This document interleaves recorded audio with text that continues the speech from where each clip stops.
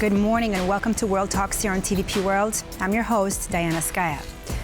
Now, upon returning to the White House, President Donald Trump wasted no time in implementing his election promises, including tightening regulations around immigration. Now, this has sparked concerns that large-scale deportations could target many groups, including Poles living in the United States without legal status.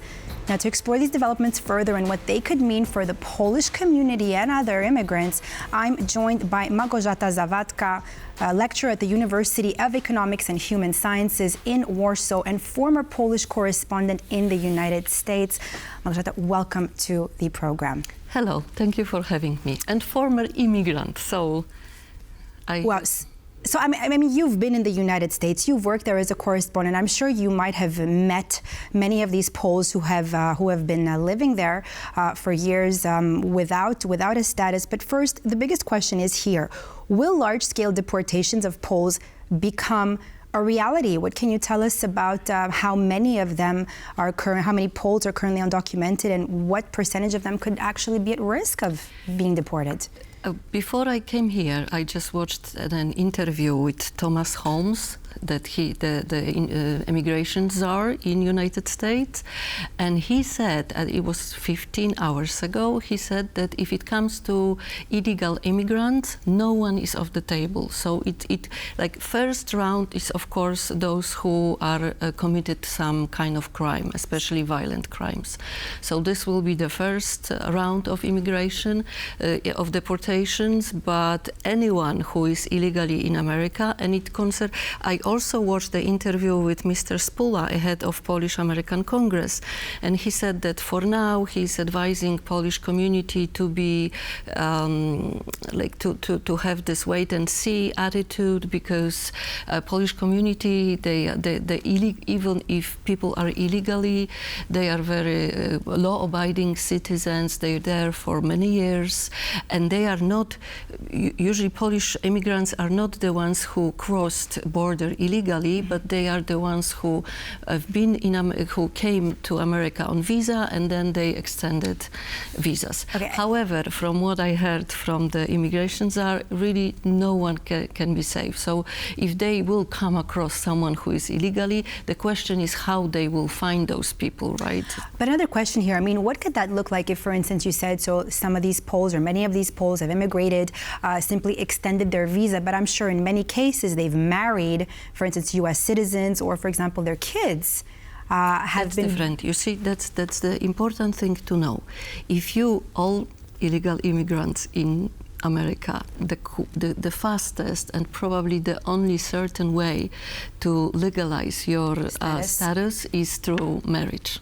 Mm-hmm. So the moment you are married to American citizen, not someone who has green card, if you are married to American citizen, right, you become the law you are on your way to get green card. Mm-hmm. This is you get a 6 months working permit, then you get green card, and then you are eligible for citizenship in 3 years.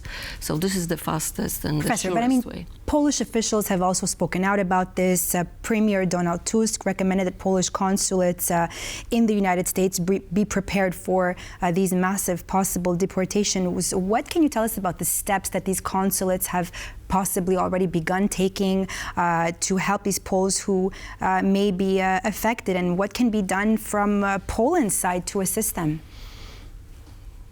Prepare, actually, I have no idea. And probably the only thing you can do is to, receive the planes when people will be on the plane, because there is, and from what American officials are saying, there is nothing you can do there. I mean, maybe the people who are in some kind of process of getting a citizenship, of having the visa, but everyone who has their visa expired, they have to contact American entities. It does not go through Polish embassies. So the only thing is that they might assist someone, but I don't think there is much to be done. I think the only thing is to agree and to welcome those people here. And remember, those are people who are illegally, and they are Polish illegally in America.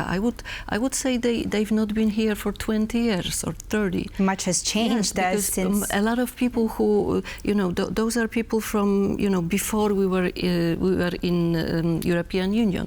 Right. Because like after European Union, one of the reasons we don't need visa to America any longer is because the number of Polish people stayed illegally actually decreased very much. So this was the real Małgorzata, but let me ask you this. What challenges do you foresee in implementing these kind of large-scale deportations? I mean, especially when it comes to diplomatic relations with other country and the actual logistics of deporting these individuals. I mean, a lot of resources are to be expected, right, that the current administration is going to have to use. And who is going to bear the burden of all of this? Well, for now, definitely United States, because they have to find those people and they have to emigrate them. It will cost a lot of money, and we will see, because 75% of Americans, they do support some kind of a mass deportation of people who committed crimes. Because if someone committed a crime and he lives, he's led again. And we've already seen it happen. I mean, so this is like something that it should be done. But the other things, like I came here with the poem here, I want to read it. Give me your tired, your poor, your huddled masses yearning to be free. Send these, the homeless tempest tossed to me. I lift my lamp besides the golden door. This is what it's written on Statue of Liberty. It's a poem by Emma Lazarus. That's one of the faces of America who really welcomed immigrants, right? Because this is an immigrant country. So when you said what would be the repercussions, like letting genie out of the bottle, that America will divide to those who are for the America with the good face and for the America who is actually ruthless. And we see the signs of it. We see the protesters, and we see the journalists who are kind of embarrassed that we are come into this, that people could actually, what Mr. Holmes just advised to people is that you really have to take it seriously. Whoever is illegal in America, they have to expect that they will be deported. And if you know someone who is hiding and is criminal illegal immigrant, you better do not try to shelter him or her, because if we come for him, we will take you also. So this is a really like heartbreaking rhetoric. Magdalena, let me ask you this, but what about the U.S., what do you think about, just very briefly, the U.S. economy being impacted? Because many of these undocumented workers play a crucial role in the job market, in the American job market. So how do we see that? And I'm sure with polls as well. How do you see that playing out? Of course, we'll see, because we are on the verge of a gigantic shift because of artificial intelligence. And what I'm thinking, it maybe Donald Trump knows something and he will deport all those illegal immigrants because artificial intelligence is taking the white-collar jobs. So the people who will lose the job will have the jobs of immigrants, because this is actually the only explanation. So I still think that this they will talk the big talk, because of, if everyone right now is really engaged in this discussion what to do with illegal immigrants who are law-abiding citizens, and this is very important. Usually immigrants are less criminal people. They do not come into conflict in police.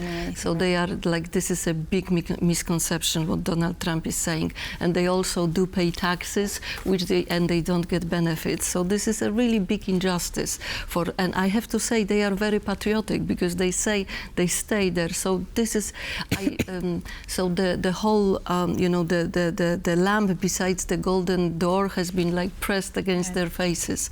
So we'll see. I still don't believe that American public will stand for it if it comes to the real law-abiding citizens, and only right? to see how this, illegal citizens. How this will play out. Thank you so much. That's all the time we have today. Małgorzata Zawadka, lecturer at the University of Economic and Human Sciences in Warsaw and a former correspondent in the United States, for being with us here on World Talks to break it all down for us. Thank you very much. And that's all for this edition of World Talks. I'm Diana Skaya. Up next, news with Sally Jastrzębska. Stay tuned.